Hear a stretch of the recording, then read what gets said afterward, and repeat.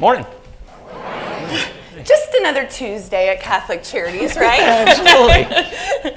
Well, we are so glad to welcome Speaker Ryan to Catholic Charities. We're excited that he has left his house in D.C. and come to our house here in Fort Worth, Texas. My house in Wisconsin, that's actually. That's right. Yeah. Technically.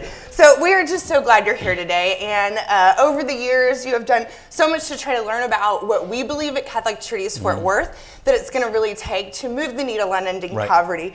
And so just to have the opportunity to have you see firsthand the work we do is just such an honor. So thank you so much for coming all the way this morning from Dallas to Fort Worth, Texas. So we're so glad you're here. So we thought kind of how today would work is that I would ask a few questions to get us started talking.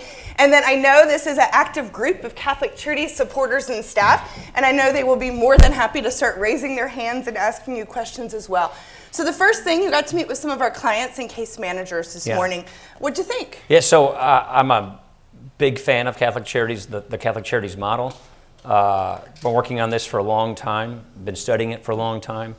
I went to Notre Dame and met with a number of economists at this place called LEO, the Laboratory for Economic Opportunity, who have just done some phenomenal work in measuring success of poverty. And they told me that this is, about 6 years ago? About 6 years ago, they told me, you have got to meet this woman, Heather Reynolds, in Fort Worth, Texas.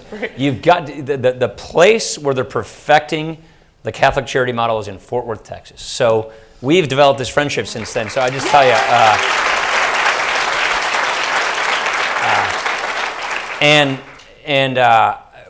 we had Heather come up and testify to walk us through how it works. And so this is a beautiful story that you're telling through Fred and other people's human stories.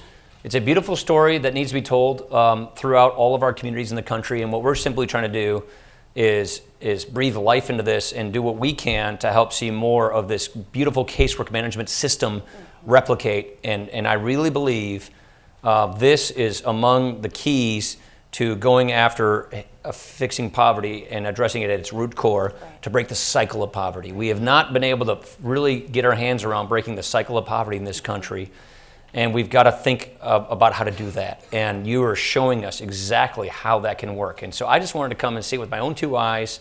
I've heard so much about you.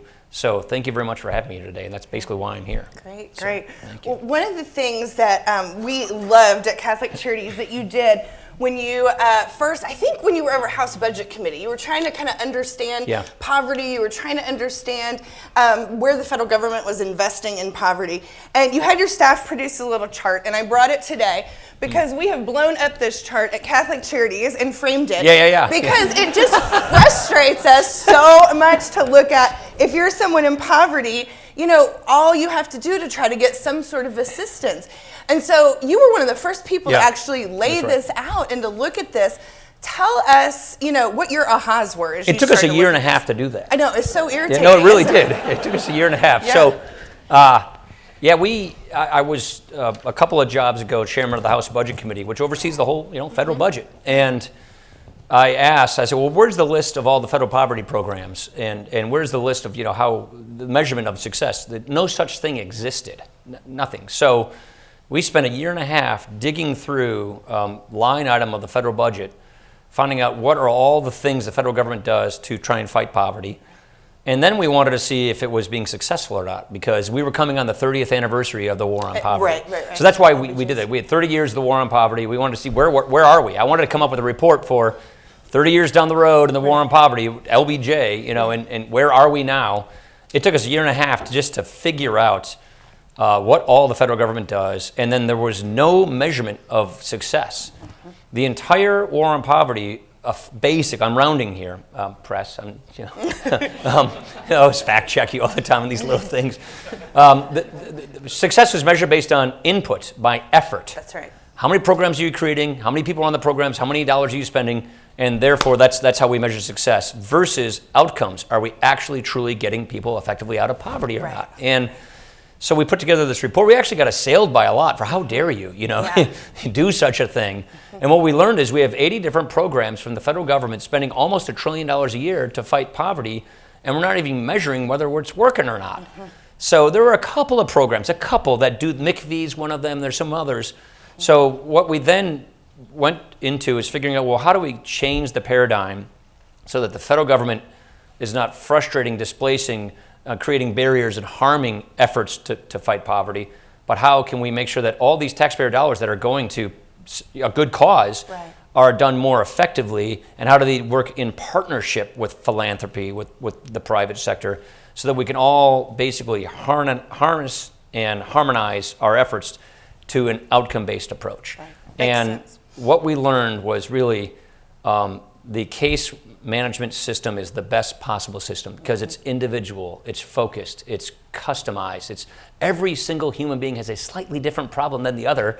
And so the cookie cutter, one size fits all, Washington knows best approach just doesn't work. We agree. Yeah, so we're fighting it up, at the 50,000 foot view, and you're doing it from the bottom up, and we're trying to find out how we meet in the middle. And that's what this is all about. That's great. That's great. And I'm glad you're on that. So help us. So I think we would both agree that reform in our country needs to happen when it comes to poverty work, welfare work, how we're investing our dollars. If you tomorrow could not have to garner votes and get the Senate that's the to problem. agree, I know. If it weren't for the pesky democracy thing, What if you could just rule the world for the day? What three things would you change tomorrow that you think would have the most? I would gains? consolidate most of our poverty programs because they're in so discrete different stovepipes. All these different rules and regulations that are so impersonal, so bureaucratic, so confusing. I would consolidate almost all of them. Get them back to local units of government. Get them back to local charities. I would break up the poverty monopoly. My friend Bob Woodson calls it the poverty industrial complex. I would basically break up the poverty monopoly and allow plenty of different groups to offer these services. So I would take all the poverty money we're spending at the federal government, send it back to our local units of government with a couple of strings. One, we're going to measure very clearly, just like Leo does you, measure it for outcomes, transparent books. We're going to have metrics to measure success. And then we're going to let different entities through a casework management system manage these welfare benefits. So it won't just be the county welfare agency managing welfare. It will be Catholic Charities, Lutheran Social Services, the Salvation Army, America Works, whoever will be in charge of this county, this census tract, this group of people, competing based on outcomes on how to get people fully and effectively out of poverty. So I would send those dollars back. I'm not saying cut spending. This is actually will save money. Get those dollars back to local units, break up the monopoly, and then have a competition based on success, based on results for how to better fight and treat the poor. That to me, in combination with better economic growth plans. That's something we've actually made some pretty good progress on. Of course. There's a lot of regulations that I would cut that just basically create barriers from the philanthropy sector, the private sector, and the charity sector working with government. I get rid of those barriers. And then the third thing, so consolidate, get back, measure, cut the regulations that make it really hard for groups. And then on the economic policy front, that's where we've made some pretty good progress. There's two things that I've fought for to get in this new tax law: social impact bonds and empowerment zones. Those are now in law, and they're here. So each state can designate 25% of its poor census tracts for the new empower. I used to work for Jack Kemp, and when I was Jack Kemp's staff economics guy, I worked on something we called enterprise zones back in those days. This is that idea now finally in law, 25 years later. So now every state can designate 25% of its census tracts, its poor census tracts, and then you can, and there's tax incentives for investors, for private capital to go into investing in those census tracts. And social impact bonds is a fantastic way of pulling private sector capital into a social good like casework management, some kind of poverty fighting goal, and the bond pays off if the goal is achieved. So it's all metric-based, outcome-based. It's a pay-for-performance model. So what it does is it gets private capital into fighting poverty. That's done right now. It's in law. While we're going to go work on this bureaucratic problem we've got. That's right. Love it. So I'm sorry, that's a lot in just a few words, but that is great. Thank you. Okay, so your turn. I will open it up to the group for questions. What I'd love to ask you to do is, if you raise your hand, wait to be called on, and a mic will come to you. So please wait to ask your question until the mic reaches you. So, who do we have? Javier.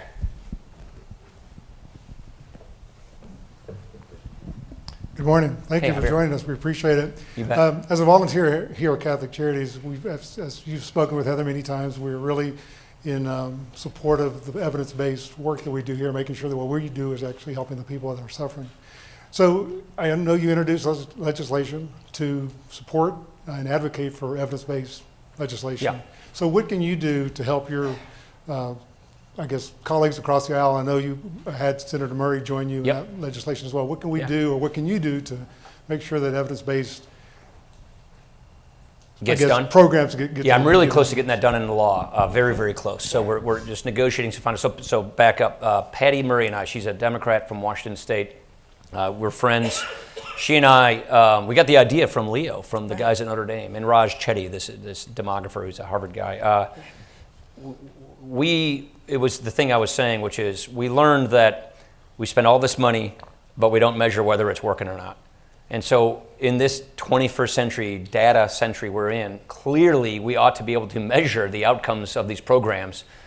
But how you do that really matters. And you want to make sure you do it in a very academically rigorous way. Oh, and you got to protect people's privacy. Mm-hmm. So when you're taking a look at government data and government spending programs, you want to make sure that you're not violating a person's privacy rights, but that we can measure the outcome of programs and let academics, let academic researchers look at programs so government shouldn't be some secret sauce. It should be an open system where we're all focusing on making sure that the goal is being accomplished.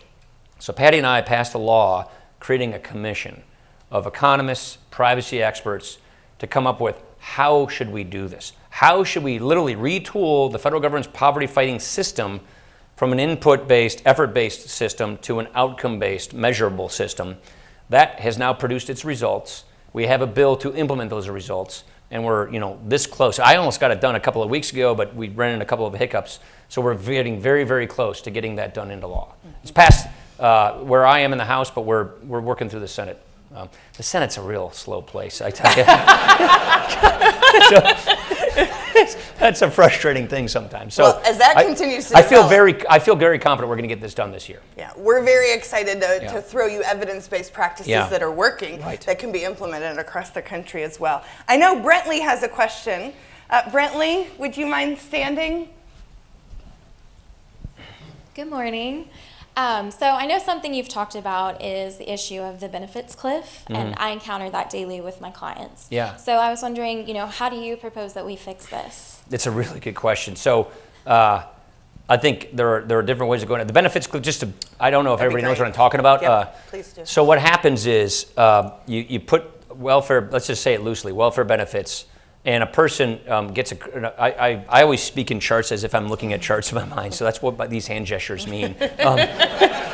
So let me say it this way.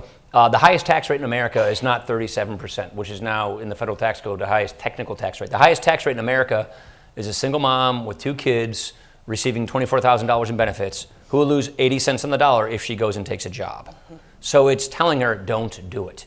So we have these benefits, as well-intended as they are, designed with the cutoffs in such a way that it pays not to work, it pays not to take a risk.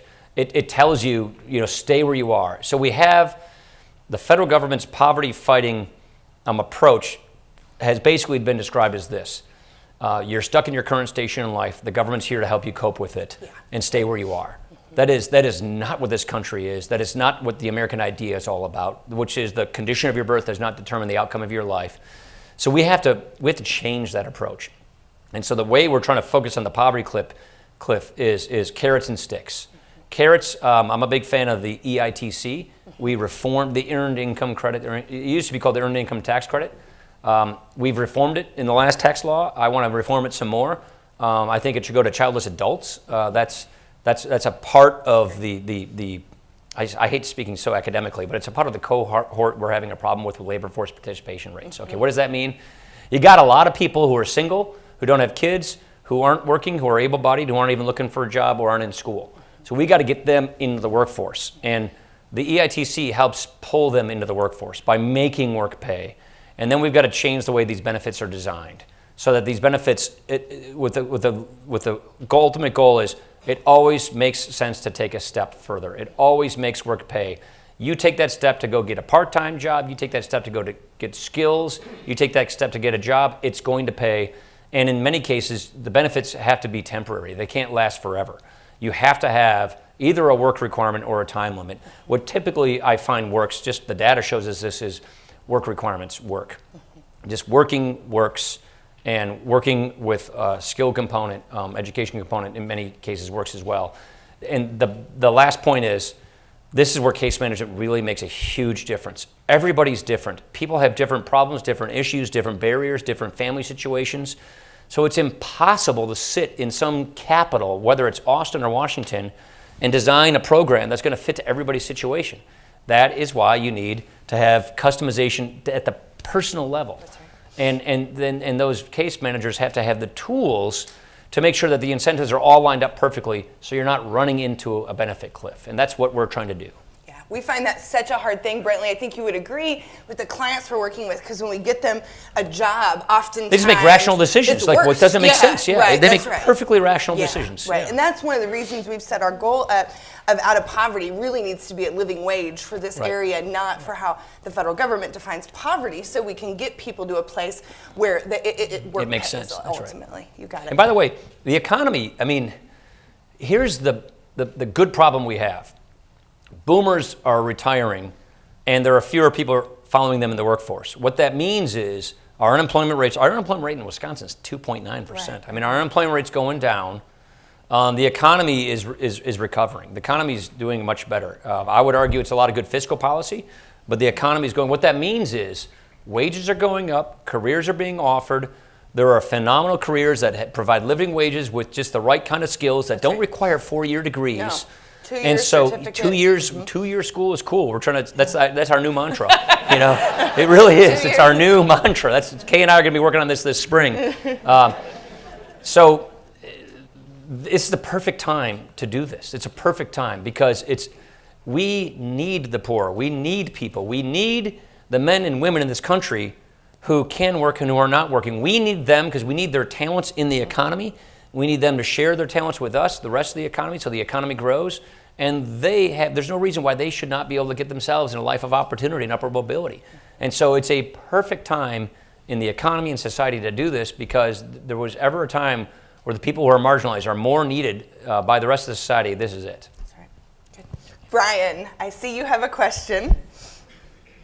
Good morning again. Hey, Brian. We have seen the stigmatizing of the poor at times become a barrier for the work we do and for the clients that we serve. I've heard you speak about those stigmatizations. Yeah. How do you think we can change that conversation? It's a really good question. I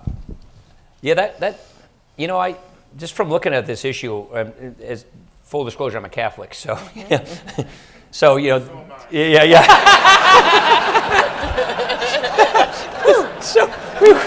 so like, can you do one of these to me? All right, thanks. So bless me. So part of what we call the social magisterium or Catholic social, the press. I've tried not to do the thing on the sleeve because I'm a public official, but we have these beliefs that are universal, that aren't just uniquely Catholic, that believe in the dignity of every human person, that believe in specifically helping the poor, and doing it at a local, community, personal, individual level. We call this subsidiarity. It's a beautiful concept that's kind of hard to describe. And when you translate it into public policy, federalism is probably the closest kissing cousin concept. And what that means is every single one of us has an obligation to care, to get involved, and to do something about it. And when you take a look at that chart, 32 years ago, 80 programs, about $1 trillion a year, trillions spent. It gave society this sort of impression that the problem with poverty in America, the government's going to solve that. You don't really have to do anything about it. Don't worry about it. You pay your taxes, do your thing, and then those tax dollars will be used to fix this problem. And it ended up just sort of marginalizing the poor. It ended up isolating and marginalizing people from the poor because people were sort of believed that this was a government problem. It's an everybody problem. That's what Catholic Charities, among many other things in civil society, has done. So as a conservative, we call ourselves civil society conservatives. We believe in that space between ourselves and the government, which is where we live our lives. That's a beautiful thing because it's where we interact with each other. And we have an obligation to one another to make sure that we try and help each other. And that is a concept that has to be restored.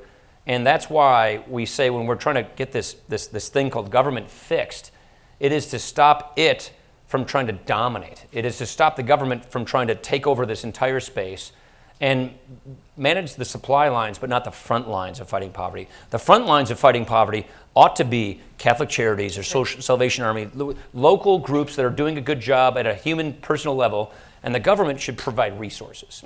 But the government shouldn't dictate and micromanage at the nth degree, because what that's doing is telling everybody else in society, don't worry about it, that's a government thing, you don't have to get involved. Right. And that's basically what we're trying to, that's the new lesson we're trying to take out of this 30-year experiment. Great. We have time for one more question. Fred? Hey, Fred. Hello, how you doing? Me personally, I've been impacted through Catholic Charities, and I was just wondering, how are you gonna utilize what they do in your next steps? Yeah, actually, already have been doing it. So we had Heather come up and testify, and we've been following up by talking to the folks at Leo and the rest. So the bill that we were just talking about here, that was inspired by this. That literally was inspired by this. The designs we're trying to change to some of our welfare programs, like say food stamps, that is inspired by this. So the laws we're trying to pass are designed to break down the stovepipes, break down the barriers, and go after this poverty trap problem, this poverty cliff, benefit cliff problem. So we are looking at what's working in the field, what's working in communities, and we're trying to translate those lessons to public policy. And while we're doing that, which the slowest change is at the federal government level, right? So what we've done in the meantime with these tax laws I just described is put new systems and incentives in place for private capital to come in and start fighting poverty. Having the empowerment zone, I've been working on that since I was 22 years old. That's in law now. We now have empowerment zones in law. So for the people who are involved in business, who know tax laws, it's like kind exchanges, 1031s we call them. If you want to go sell an asset, you will not pay capital gains on that asset if you take the proceeds of that and invest it in one of these empowerment zones, which in your state will be 25% of your lowest income census tracts.